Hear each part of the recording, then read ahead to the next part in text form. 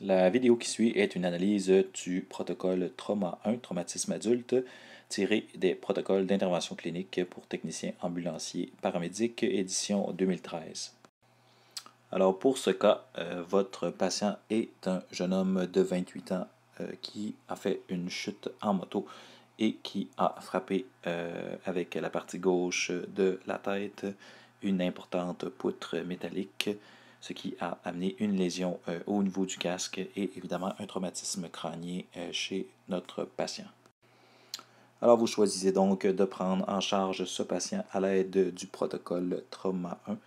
Donc dans ce protocole, assez rapidement, vous devez déterminer si le patient présente une altération au niveau de son état de conscience, ce qui nous amène à notre première question qui est: dans le contexte spécifique d'un traumatisme crânio-cérébral, comment expliquer l'altération de l'état de conscience? Pour répondre à cette question, nous devons jeter un coup d'œil à une figure que nous avons déjà visualisée. Alors, sur cette figure, nous voyons la formation réticulaire qui se trouve à gérer l'état de conscience d'un individu. Donc, cette formation réticulaire, comme nous l'avions déjà mentionné, utilise les informations au niveau du cortex ainsi que les informations sensitives au niveau du corps pour gérer ce même état de conscience. Donc, dans le contexte spécifique d'un traumatisme crânien, bien évidemment, une atteinte spécifique traumatique au niveau du tissu cérébral via une contusion cérébrale ou via une lacération cérébrale pourrait altérer l'état de conscience, plus particulièrement si les deux hémisphères étaient touchés.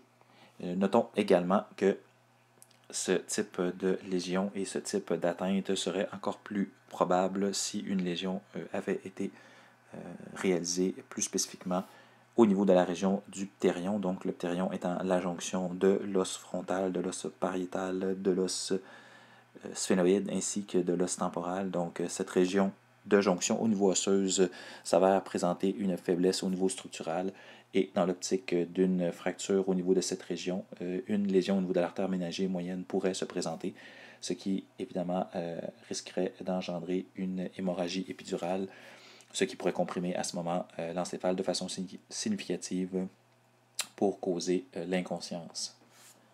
Notons également que l'inconscience pourrait être reliée à une physiopathologie que nous avons précédemment décrite comme étant l'absence de lésion, dans le sens où, comme il fut décrit dans le premier vidéocours, la structure du neurone est une structure qui est gérée principalement par de nombreux canaux ioniques à travers la membrane, tant au niveau de l'axone que des boutons synaptiques.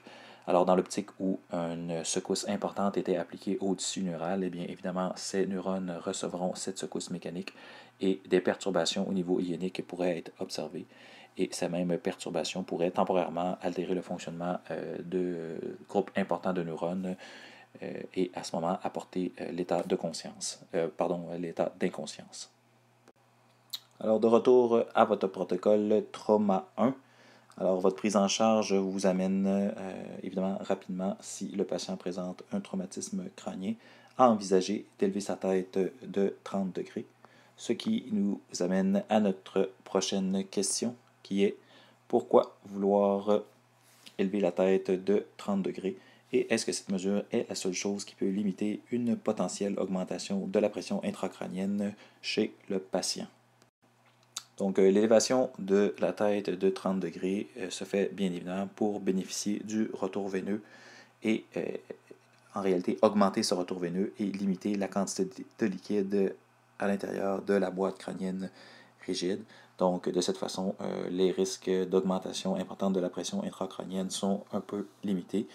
Et est-ce que d'autres mécanismes sont présents? Alors, évidemment, comme il fut démontré dans la vidéo court, bien sûr, d'autres mécanismes peuvent permettre de limiter la pression intracrânienne, comme par exemple la vasoconstriction au niveau artériel, qui permettra de limiter la quantité de liquide, la compression légère de la tumeur et du tissu cérébral, ainsi que les diminutions de production de liquide cérébrospinal par les plexus choroïdes ou l'augmentation de la résorption de ce même liquide au niveau des villosités arachnoïdiennes. Alors évidemment, tant les diminutions de production que les augmentations de résorption diminueront la quantité de liquide cérébrospinal dans la boîte crânienne et puisque ce liquide accompagné du sang et du tissu cérébral constitue l'intérieur de la boîte, la pression intracrânienne s'en verra ainsi diminuer.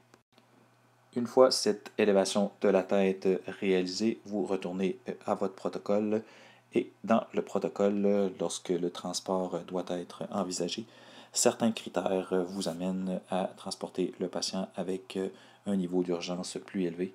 Et parmi ces critères, il y a la présence de céphalée, ce qui nous amène à une prochaine question qui est comment expliquer la présence de céphalée chez le patient. Le tissu neural n'est-il pas caractérisé par une absence de récepteurs nociceptifs? Alors oui, le tissu neural est caractérisé par cette absence de récepteurs nociceptifs. C'est donc dire que le tissu neural, s'il présente des lésions, ne pourra pas apporter de douleur, donc il ne pourrait être à la source d'une céphalée présente chez le patient. Par contre, les méninges et les vaisseaux sanguins, eux, présentent un certain niveau d'innervation. Alors, dans l'optique où le traumatisme au niveau de la tête aurait comprimé soit les vaisseaux sanguins ou soit les méninges, eh bien, ces dernières pourraient amener ces informations de douleur, ce qui pourrait apporter le patient à se plaindre de ces mêmes symptômes. De retour à cette même section de votre protocole qui visait à guider votre transport. Alors, un autre critère qui, lui également, dicte un transport urgent est l'incapacité du patient à marcher. Alors, ceci nous amène à notre dernière question, qui est qu'est-ce qui pourrait apporter une incapacité à marcher chez un patient ayant un traumatisme crânio-cérébral? Alors, les régions de l'encéphale qui pourraient apporter ce type d'incapacité à marcher sont assez variées, mais c'est principalement au niveau du lobe frontal, donc au niveau de l'aire motrice primaire et de l'aire prémotrice qu'il faut regarder. Alors, des atteintes spécifiques au niveau de ces lobes pourraient amener cette incapacité.